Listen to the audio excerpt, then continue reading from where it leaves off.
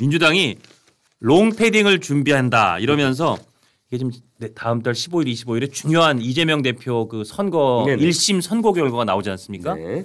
장외투쟁을 선언한 게 아마 이것과도 맞물려서 네. 정말 이제 그립을 세게 쥐고 뭔가 장외 압박을 하겠다는 건데 이게 지금 결국 롱패딩을 준비한다 그러면 이건 겨울까지 가는 중장기전을 예고한 거잖아요. 네. 이 장외투쟁 약간 기한까지도 겨울 이상으로 보고 있는 장외투쟁 선언은 어떻게 평가하십니까? 어게인 2016이에요. 어게인 2016. 2016년도 박근혜 대통령을 탄핵으로 결국 몰고 갔던 그 2016. 예. 2016년이 10월에서 시작됐어요. 예. 10월 달에 각종 의혹들이 터져 나왔고 10월 초부터 시작을 해서 각종 언론들이 정말 그때는 진영을 떠나서 모든 언론들이 전부 다 뛰어들었잖아요. 맞습니다. TV조선도 뭐 혁혁한 어떤 뭐 그 저 단독 보도를 많이 했고요. 그 당시에 이제 그 정점이 10월 19일이었나 어쨌든 JTBC의 태블릿 PC가 나오면서 완전히 상황이 이제 급격하게 블랙홀로 빠져들고 그래서 그 해에 박근혜 대통령이 결국 탄핵을 받고 하는 그 전후에 굉장히 중요한 언론 관련된 대상들을 TV조선 그다음에 JTBC 한겨레 신문 네. 세 군데가 공동 수상한 경우가 여럿 있었습니다. 다 이제 나름대로 뭐 역할이 있었고 국공합작이라고 하죠. 그러니까 자 그런데 예. 그게 10월달에 있었다고요. 예. 지금 10월달에 똑같이 시작이 해요. 그래서 각종 의혹들을 다 국정감사 같은 데서 터뜨리겠다라는 것이고 예. 그때만큼 근데 그때는 전 언론이 다 뛰어들었지만 이제 보수 그러니까 진보 진영의 매체들이 전부 지금 매일같이 뭐 단독 보도를 내고 있습니다. 뭐 그게 예. 이제 강혜경 씨 뭐 단독이랄지 뭐 이렇게 해서 나오고 있고 이게 이제 롱패딩이 얘기되는 건 12월까지 가겠다는 건데 그러니까요. 바로 그 당시가 10월달에 의혹이 제기하고 11월달에 이제 그 시민단체들이 나오기 시작하고 12월달까지 11월달부터 이제 저 정당이 뛰어들면서 12월달에 정점의 시위가 폭발하거든요. 예. 그러니까 이 패턴이 그대로 가겠다는 거죠. 예. 지금 의혹을 제기하면서 롱패딩 얘기를 하면서 12월 달까지 불을 지펴서 이 광화문 광장을 이제 뒤덮겠다. 예. 밤에는 촛불 문화제, 낮에는 시위. 예. 뭐 이렇게 했고 그거를 예고한 거나 다름없고. 예. 롱패딩까지 준비하면서 네. 장외투쟁하겠다는 거하고 별도로 지금 이번에 그 이 김건희 여사의 도이치모터스 주가 조작 그거를 불기소 결국 혐의 없음을 해서 기소 안 하는 이 검찰 수뇌부 총장 심지어 검찰총장 서울중앙지검장 그리고 거기 담당 부장 어떤 경우는 심지어 그 담당 검사 모두를 지금 탄핵 소추하겠다. 네네. 이렇게 나오고 있단 말이에요. 그렇죠. 그러니까 이게 모두 다 직무 정지시키겠다. 그러니까 소정의 목적은 달성을 하는 거죠. 검찰을 없애겠다. 내지는 검찰의 모든 손발을 끊겠다라는 게 공공연히 검찰 개혁의 어떤 목표다라고 얘기하지 않았습니까? 근데 그걸 거의 실현하는 거죠. 그러니까 헌법 재판소가 지금 사실은 마비 상태잖아요. 물론 이진숙 방통위원장 건과 관련해서는 가처분소가 받아들였기 때문에 그 건과 관련해서는 아마 심리가 열릴 겁니다. 그런데 일일이 그걸 모두 다 이제 할 거예요. 그래서 검찰총장과 뭐 모든 검사들 하면 헌법재판소가 지금 심리를 6명만 남아 있어서 심리 제대로 못하는 상황이 계속되고 된다면 목적은 탄핵이 목적이 아니라 아예 이 직무를 정지시켜 버리는 것. 이게 이제 목적이라는 게 드러나는 거죠. 그러니까요. 네네. 이게 지금 헌재가 사실상 마비될 뻔하다가 일단 한숨 돌렸잖아요. 7명이 이상 있어야 심리가 된다는 그 헌법재판소법을 일단 가처분을 받아들이는 형식으로 해서 그 효력을 정지시켜 놨는데 6명만 있잖아요. 지금. 근데 저렇게 6명만 있는 그런 그 헌법재판부 그러니까 사실은 지금 반밖에 작동을 못하는 거죠. 그렇죠. 저기에 검사들 탄핵 소추로 묶어서 던지면 업무 정지되잖아요. 탄핵 결정 기각이든 인용이든 결정 나올 때까지 마치 지금 이진숙 방통위원장이 그렇듯이 저렇게 계속 검사들을 묶어서 헌재에 던지고 헌재는 기능을 제대로 못하게 해놓고 나중에 혹시라도 판사들도 이번 11월 15일 날 이제 이재명 대표 선고가 나오지 않습니까? 혹시 판사들에 대해서도 마음에 안 들면 마치 지금 불기소에 대해서 그 검사들을 탄핵 소추하겠다고 저렇게 강하게 얘기하듯이 그럴 수 있는 거 아닌가. 정말 그런 최악의 시나리오까지 지금 사람들이 걱정을 하고 있거든요. 상상도 못할 일이 검찰총장 탄핵입니다. 그러니까 상상 못하잖아요. 검찰총장이라는 것이 그야말로 왜 미국 같은 경우는 뭐 예를 들어 외국 같은 경우는 법무장관 겸 검찰총장인 나라 많잖아요. 그러니까 미국이 그렇죠. 그런데 그걸 분리한 건 정치적인 어떤 영향을 받지 않기 위해서 법무부 장관이 정치적인 그렇죠. 야당과의 어떤 예를 들어서 상임위에 출석을 해서 대답을 한다거나 하는 적극적인 정치적인 대응을 하는 검찰총장은 상대적으로 준사법 그렇죠. 기구의 최고 책임자의 그렇죠. 이 지위를 보장해 주려고 그런 자리를 만든 거죠. 그렇죠. 그래서 여야 뭐 이런 진영의 어떤 논리를 떠나서 수사를 할 수 있게 만들어준 것인데 지금 그런 검찰총장을 탄핵을 하겠다. 더군다나 이유도 그렇잖아요. 직무에서 배제된 상태에. 그러니까 이 건에 관해서는 검찰총장은 심우정 검찰총장은 윤석열 총장 시절부터 배제해놓은 그 업무 직무 배제가 풀리지 않아서 여기 관여도 못하는 상황인데 여기를 지금 탄핵 소추를 하겠다. 이 건을 묶어서. 그거는 법리적으로 말이 안 된다는 그 지적이 많이 나와요. 무조건 각하될 상황이에요. 각하죠 사실 그거는. 왜냐하면 직무와 관련됐다라고 헌법에 나와 있잖아요. 직무와 관련돼서 중대한 그런 위헌이나 위법적인 사례, 그러니까 파면을 시킬 만큼 그런 중대한 위법적 위헌적 이 요인이 있어야 된다라는 건데 직무부터 그냥 걸려버렸잖아요. 그 다음은 볼 필요도 없어요. 중대한 위헌 위법은 아예 직무가 관련되지 않았는데 그러니까 조건부터 말이 안 되니까. 그런데 이렇게 한다는 건 말씀하셨듯이 이재명 대표의 사법적인 어떤 결과와 관련돼서 모든 것들을 다 어떤 경우의 수를 두고 그걸 차단하거나 또는 앞으로 있을 예를 들어서 대북송금 재판은 정말 이재명 대표에게는 지금까지 어떤 형량 예를 들어 이중교사라든지 선거법과 형량 자체가 다르고 뇌물이니까 죄질 자체가 다르잖아요. 국가적인 어떤 문제고 얘기를 이렇게 순서로 풀어보죠. 일단 11월 15일 날 공직선거법 이재명 대표 1심 선고 나오고요. 11월 25일 날 위증교사 1심 선고 나와요. 형량 어느 정도로 예상하세요? 저는 뭐 2+3 그대로 나올 거라고 생각을 해요. 2년 2+3이잖아요. 그러니까 구형량 그대로 나올 것이다. 구형량 거의 그대로 나올 가능성이 커요. 그러니까 공직선거법 위반도 징역 2년, 뭐 집행유예도 안 붙은 징역이 나올 거라고. 왜냐하면 저도 이제 무슨 감정이나 혹은 진영이 아니라 법조계에 있는 분들과 뭐 토론도 많이 해보고 그러니까 방송에서 진영을 떠나서 그러니까 많이 해보셨잖아요. 나중에 이 법조계 기자나 혹은 법조계 변호사하고 나중에 사석에서도 물어봤을 때 이 사안 자체가 굉장히 엄중하다는 거예요. 엄중하다. 그러니까 이 공개적인 자리에서 그러니까 이 사안이 만약에 안 벌어졌다면 어떻게 됐을까? 그러니까 선거에 미치는 어떤 영향, 선거에 그 예를 들어서 대통령 선거, 내지는 뭐 경기도지사 선거 이런 막중한 자리에 가게 되는 그런 계기가 만들어졌잖아요. 그게 굉장히 엄중한 것이고 또 이것이 공개적인 어떤 자리에서 지금 다 알려지게 되는 그런 어떤 결과를 낳았다. 그러니까 이게 가중. 김문기 씨 몰랐다는 것도 방송에서 모든 사람들 대중들이 볼 딴 얘기고. 그렇죠. 내가 그 백현동에 그 종상향 해준 거는 국토부 협박 때문이다라는 것도 국정감사 자리에서 많은 방송이 생방송하는 자리에서 얘기한 거고 공식적으로 이야기한 것이고요. 그렇기 때문에 이 두 가지 사안이 이 선거법에 관련돼서는 굉장히 큰 가중 사안이라고 다들 강조를 하더라고요. 그렇기 때문에 이 정도면은 상당히 그러니까 물론 양형 기준표상의 최고라고 하지만 검찰이 양형 기준표를 고민할 이유가 없었거든요. 검찰은 법정 최고가 몇 년이고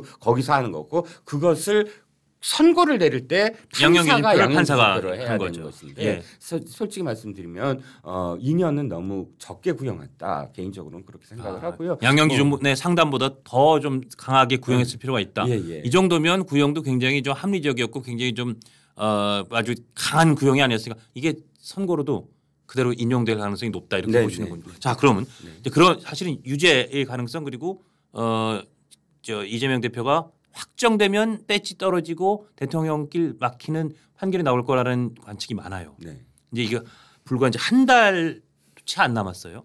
그러다 보니까 민주당에서는 정말 이렇게 패딩을 꺼내 입자, 파란색 롱 패딩 자 준비해서 이걸 장외 투쟁하자 이렇게 나가는 거 아니에요? 아니 그러니까 이게 앞뒤가 안 맞는 게 뭐냐면 그걸 걱정하면 패딩 값으로 제일 비싼 게 뭔데 그게 6억? 그렇게 해서 170명을 400만 원짜리로 하면 제일 비싼 거 사준다면 6억 8천만 원이에요. 근데 지금 만약 선거법에서 물어야 될 선거법에서 패배하면 이재명 대표만 유죄가 아니고 당이 434억을 물어내야 돼요. 그렇죠. 434억에 6억 8천만 원 어마어마한 거. 그러니까요. 지금부터 돈 쓰지 말고 모아놔야 되는 거 아닌가라는 생각이 듭니다. 근데 이제 어차피 재판으로 만약에 1심이 그렇게 무겁게 나온다면 재판으로 하면 안 되겠다. 그러니까 장외에서 압박해서 대통령 끌어내리겠다. 대통령 끌어내린다는 얘기는 명시적으로 안 했지만 이재명 대표 입에서도 끌어내린다는 표현은 나왔었으니까. 이렇게 해서 아까 말씀드린 것처럼 그러니까 용산과 검찰도 마비시키고 네. 그다음에 이 서초동에 심지어 검찰을 넘어서 법원까지도 마비시키는 그냥 제가 계속 말씀드리고 있는 겁니다만 사실상 손발을 묶어놓은 헌재에 다시 완전히 꽁꽁 묶은 검사를 장관을 내지는 어떨 땐 판사를 던져서 계속 업무를 정지시키는 상황을 축적하는 이런 시나리오도 가능하지 않을까요? 가능하죠. 그러니까 지금 뭐 검찰총장 탄핵에서 이미 우리는 이제 상상 그 이상을 보게 될 것이다라고 유추를 하니까요. 그런데 문제는 얼마나 급했으면 이럴까라는 생각이 드는 게 이겁니다. 탄핵이라는 건 정말 엄중해야 되잖아요. 그럼요. 국민들이 정말 그걸 동의하려면 탄핵이 정말 엄중한 여기에 진짜 금기로 봉인된 칼이에요. 그걸 다 깨고 꺼내려면 정말 이걸 꺼내야만 한다라는 그걸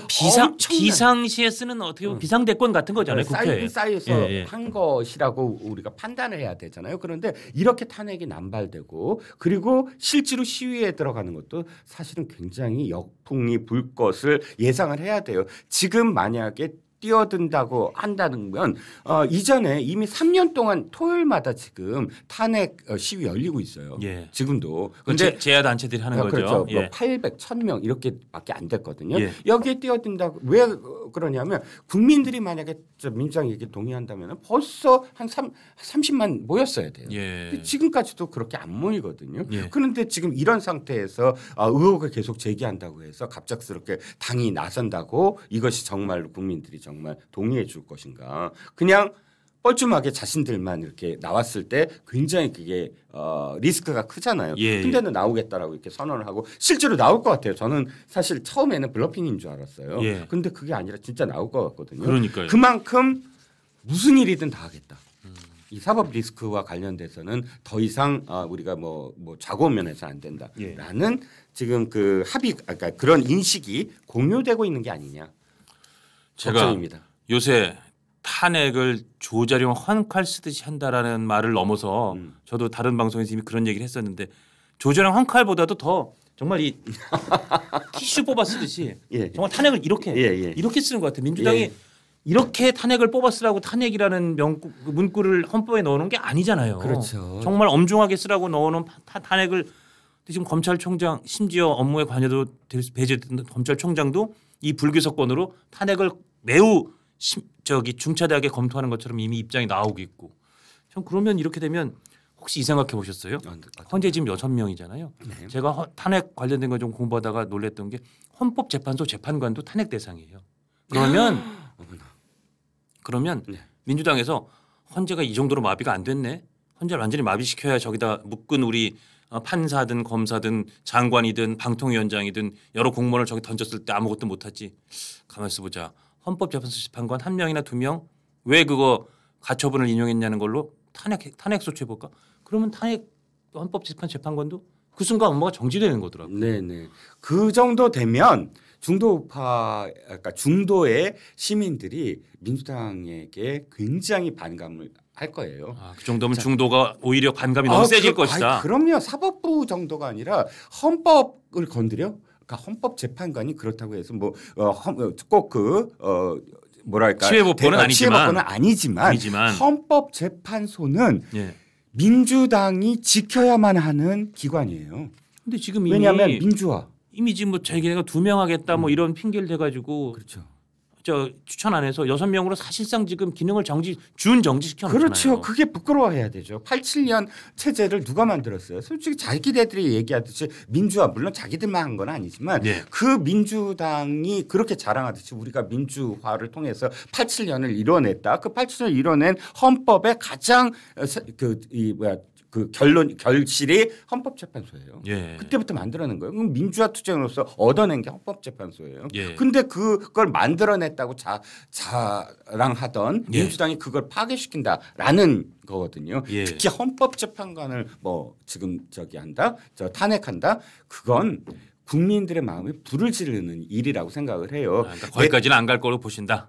아니요. 가면 이제 큰일 나죠. 근데 앞뒤 없이 갈 수도 있겠지만 왜냐하면 민주당의 그 방탄 폭주가 뭘 상상하든 그 이상으로 계속 폭주하는 경향을 요새 우리가 계속 목격하다 보니까 그렇죠. 정말 원론적으로는 이런 것까지도 가능할 수 있다. 네. 마비를 시키겠다는 그 마비 일종의 전 마취약을 놓고 있다고 생각하는데 저렇게 검찰도 마비시키겠다고 그렇죠. 탄핵이라는 앰플을 들고 하고 있고 방통위는 이미 그 앰플로 지금 마비가 돼 있잖아요. 그러다 보니 어디까지 그 탄핵이라는 이 약을 원래 그렇게 쓰라고 준 약이 아닌데 마구 남용하지 않을까? 그러니까 어디까지 남용할까? 그 걱정을 한다는 거죠. 저는. 탄핵은 저는 그 경계의 칼이에요. 쓰라는 칼이 아니라. 경계의 칼이다. 저 칼을 보면서 내가 저런 탄핵이라는 것에 대해서 생각을 다시 하고 엄중하게 공직자로서 처신을 하라.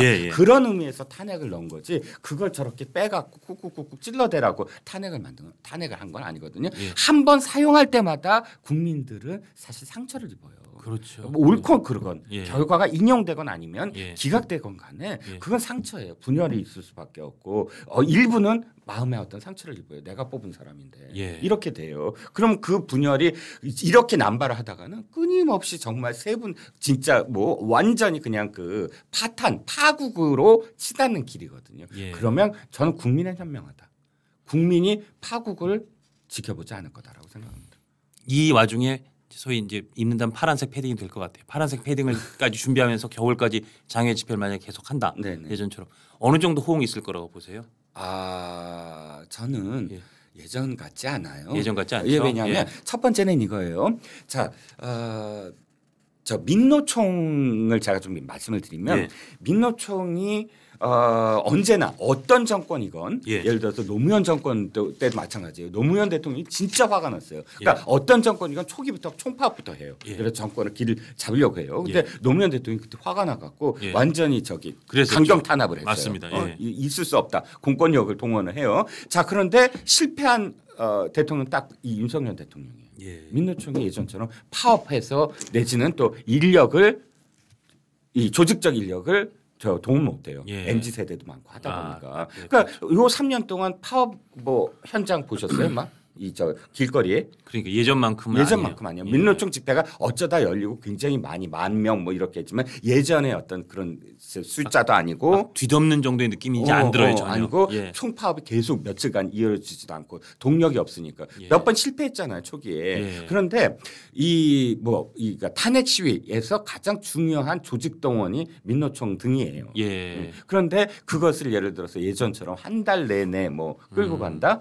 그 일단 기본적인 인원이 돼야 거기에 플러스 알파 이렇게 되는 것이거든요. 그 정도의 어떤 동력이 되지 않고 지금은 이미 우리가 두 번의 어떤 대통령 탄핵을 겪으면서 국민들이 이제 다시 이런 탄핵을 꼭 우리가 겪어야만 하는가라는 진영을 떠나서 이런 마음이 저는 있다고 봐요. 거기에 특히 저는 그 생각도 드는 게 박근혜 대통령 탄핵 때는 정말 말씀하신 것처럼 좌우 보수 진보 다 넘나들어서도 이건 좀 문제가 있다는 식의 문제 제기가 이루어지면서 사실 그냥 탄핵으로 이렇게 넘어갔었는데 그리고 정말 문재인 대통령이라는 저쪽 이 진보 정권을 탄생시킨 거를 학습한 보수 진영이 탄핵이라는 카드에 함부로 휘둘리면 이게 완전히 다른 진영의 그냥 손쉬운 승리와 완전히 억압과 독재를 부르는 명분까지 제공하는 아주 부작용이 크구나.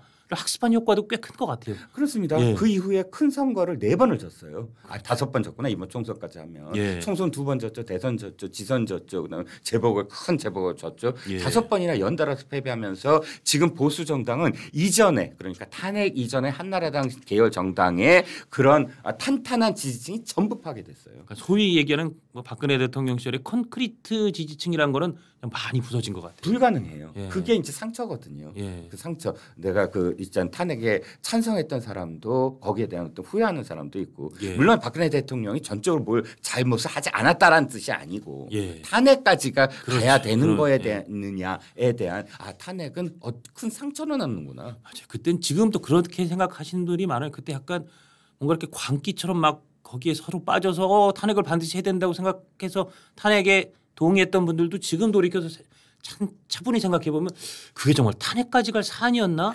그냥 대통령에 대한 여러 가지 불만도 있고 잘못한 부분 분명히 있었지만 그게 정말 대통령을 파면까지 할 상황이었나? 왜 그때 왜 그랬지? 또 이렇게 고개를 갸웃거리는 분들도 꽤 많으시더라고요. 그러니까 문재인 대통령이 뭘 잘못했냐면 탄핵이란 건 상처예요. 그러면 자기가 어쨌든 탄핵으로 인해서 대통령이 됐다고 한다면 그 탄핵을 찬성해줬던 보수나 혹은 중도의 마음을 사실은 어루만져야 돼요. 예. 그래서 화합이다 이제는 예. 하면서 그렇게 갔어야 됐는데 상처를 그러니까 다듬어주고 근데 어떻게 했습니까? 적폐청산 소금을 더 뿌린 거죠. 예. 적폐청산은 이란 이름으로 그나마 갖고 있었던 뭐 기본적인 자부심이나 이런 그 뭐랄까 지금까지 갖고 왔던 지키고자 했던 것들을 지켰던 보수의 마음이 완전히 상처투성이가 돼버렸거든요. 예, 알겠습니다. 그러니까 지금 저희가 막 격하게 토론했던 부분은 그러니까 정말 탄핵 폭주를 하는 민주당이 저렇게 폭주를 계속하면 여론 특히 중도 여론의 반발이 생길 가능성이 높다는 진단 하나 해주신 거고 네. 그다음에 상회 집회는 예전처럼 그렇게 불붙기는 쉽지 않을 것이다. 네. 이렇게 두 가지로 정리가 되네요. 네, 이재명 대표가 노리는 건 그렇다고 해서 탄핵 실질적으로 가능한가에 대한 계산 확실히 서지 않았을 거예요. 하지만 이재명 대표는 묻지마 지연 내지는 묻지마 사법부에 대한 어떤 경고 이런 예. 거거든요. 목적이 예. 그렇기 때문에 계속 뭐 우리가 상상 이상의 그 상황들이 계속 연이어 벌어질 것으로 보입니다.